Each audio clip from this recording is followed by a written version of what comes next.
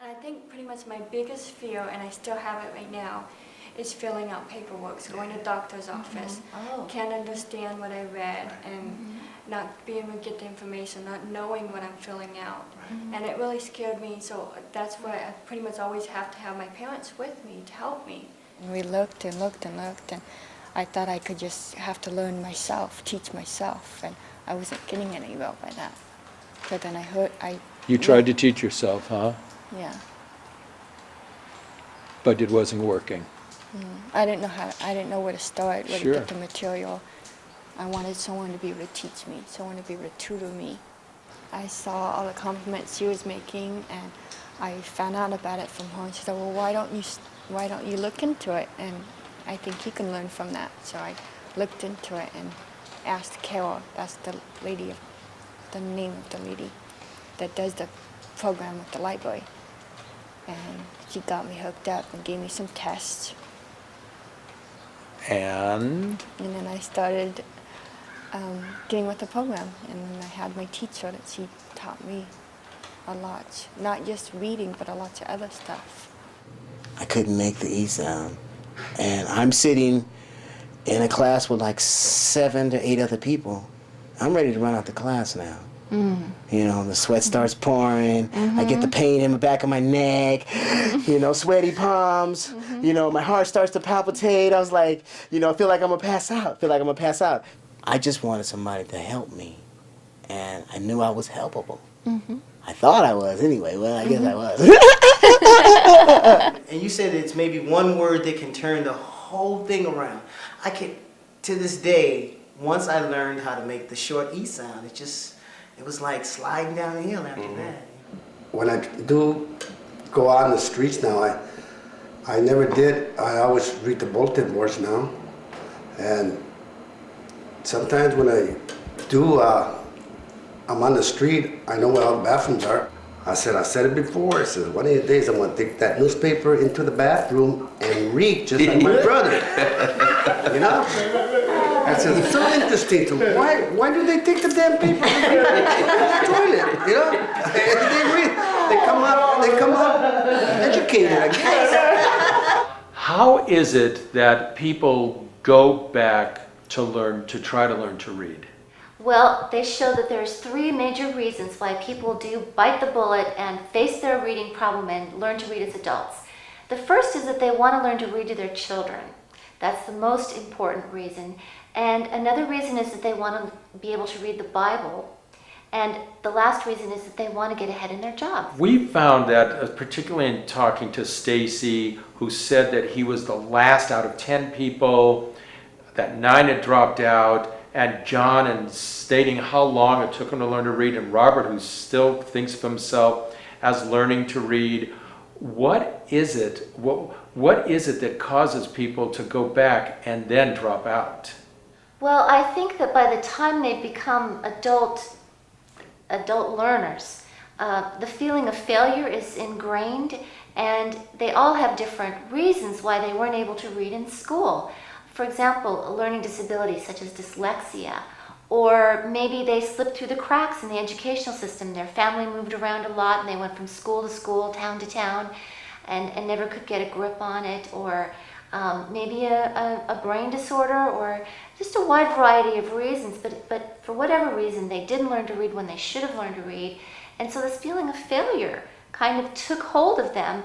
And even though when they get to be adults, and they find a program where their reading problem can be addressed successfully, there's this overwhelming feeling that it just can't be done. They don't trust it, huh? That's right. And so it's very important, if you do have a second chance, and you do, to go back to learn to read, to follow through with the program, because that's what makes all the difference. And I make sure I wouldn't cheat, because I was only cheating myself. See? And this way I would try again. The opportunity, and then to really sit down and read something, or to sit down and write a Christmas card, that's something for me. That's my goal. Yeah. I'll sit up there and I'll read with the best of them. I may not be the fastest one. I may be there another extra 20 minutes, but I bet I read everything on that paper. you know. So you feel at ease with yourself, the anxiety is gone? Well, not all the way. I still have the anxiety attacks sometimes, you know, because like right now I write music and I write songs and I write poetry, and sometimes I still get stuck. I look at the kids and I wonder if they're really learning something. I wonder if it's just they're out here to play, but when it's over and they go back to their classes, I wonder if they really learn, because there are so many kids there now, and I just want to. I wish I could just get one of those 2 or 3 kids and just tell them stay in school. For instance, I see sometimes I sit on my porch and I see some walking here, and there's some people, the people are in class, and these guys are walking on the sidewalk. They ain't gonna be nobody. I wish I could just tell them, stay in school, learn something. It doesn't care if you have to stay back, but stay in school. There was a lady that I spoke to that at one of the conferences. She had lived in the neighborhood for several years, and she had never known any of her neighbors, and she got in a program. She started learning to read, and now she goes out to the neighborhood and talks, and it's opened a whole new life for her. I tell tutors, when you teach us to read,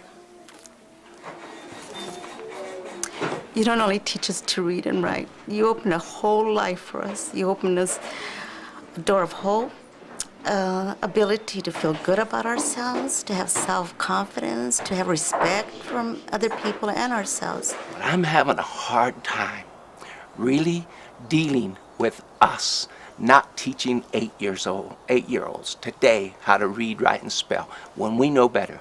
America has failed to teach its people and its children how to read and write and spell. And it's one of those social problems, one of those education problems that we can solve. All we have to do is have the courage to articulate that problem. And the problem is deep and wide, and we've neglected to do that. And then as individuals, sometimes I'm asked, how do we get the adults to come out and come back to school? I say, all you have to do is teach us how to read, and we'll be there. When I die, I'm obviously going to hell, because right now I'm in heaven and there's no other place for me to go. You described yourself as being in a cave somehow, that you would draw into yourself and have your own little cave, huh? Yeah. Is that true?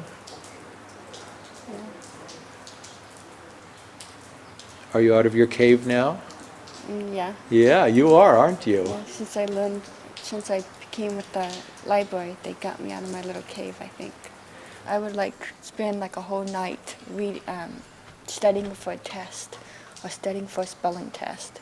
And then when it came to the next morning, I would just forget it all.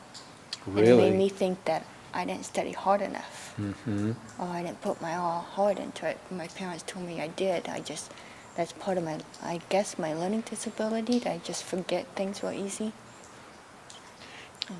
Did anybody ever say that you were stupid or dumb or anything like that? I can't quite remember if they really put me down. I think maybe I can't probably put myself down sometimes. You thought that, huh? Yeah. But now look at you. Yeah. I mean, now you read and you comprehend. You're looking right at me. You talk to me. You make speeches. Huh? Yeah. So Angela Davis, you're a success story, huh? Yeah, I guess.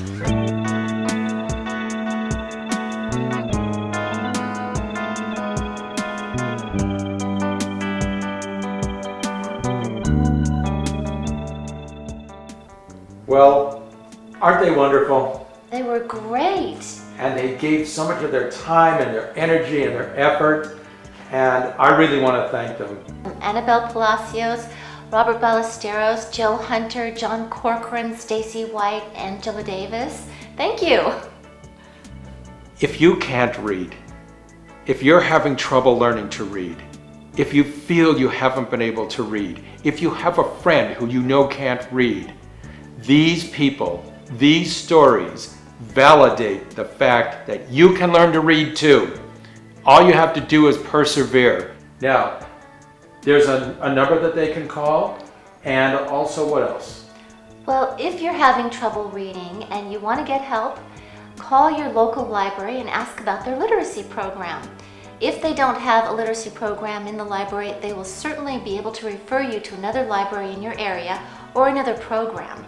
Also, if you want to be a hero to someone who can't read, if you want to be a tutor, a volunteer, you should also call the local library, and they will give you the training and the materials that you need to totally turn someone's life around. It only takes about an hour and a half to 2 hours a week of your time for about 1 year. That's all it takes, and you can be a savior to someone. You know, you were talking at one point about the American Library Association and what they've done about this. Well, the libraries developed these literacy programs when it became known that there was such a reading crisis in the country. And they began these programs and set up a structure.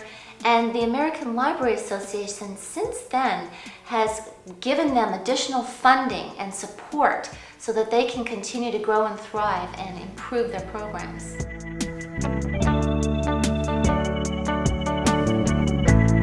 Something in me has always wanted to fix it. The same feeling that I have right now as I speak to this audience that I'm speaking to. Let's fix it. Let's stop it. Don't hurt them anymore. Stop it. Stop the cycle of failure. Don't be self-centered. Don't be selfish. Don't be political.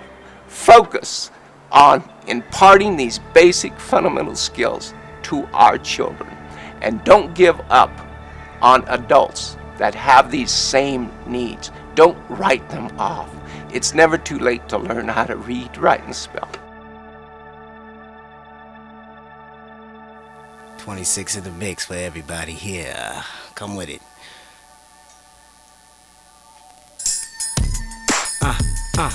Check this out.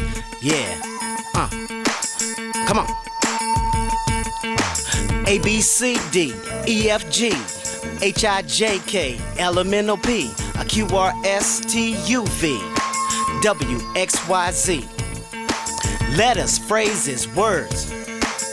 You mix them up, a gang of nouns and verbs. The subject, predicate, 26 in the mix. I'm talking about the alphabet. Yeah. Come on. A, E, I, O, U, and sometimes Y. These 6 letters coming out of the pile. Without the vowels, the words have no style. A, E, I, O, U, and sometimes Y. Codes, the things you need. You'll find all this in the dictionary. A first page pronunciation key. Follow along with Funky Big Stacy. Macron, breathe. A circumflex, a tilde. Diaris, dot. Swat. Yeah. Syllables, what you need to know. The short sounds coded with the breathe. A long sound coded with the macron. A vowel consonant E coded with the macron. Cross out the E. A vowel R coded with the circumflex, a tilde. A final stable syllable always at the back. A digraph, 2 letters coming together to make one sound. When you're getting on down. 26 in the mix, yeah. 26 in the mix, yeah. Here's a little something that I brought up. It's all about the letters. Hey, what's up? For your mind, here I am. I'm busting the lines. I'm Big Stace.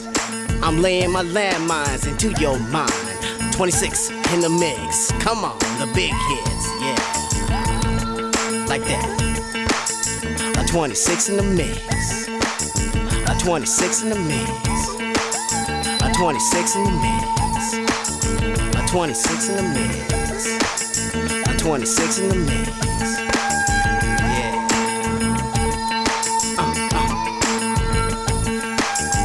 26 in the mix. 26 in the mix. Yeah. Little something for your mind there.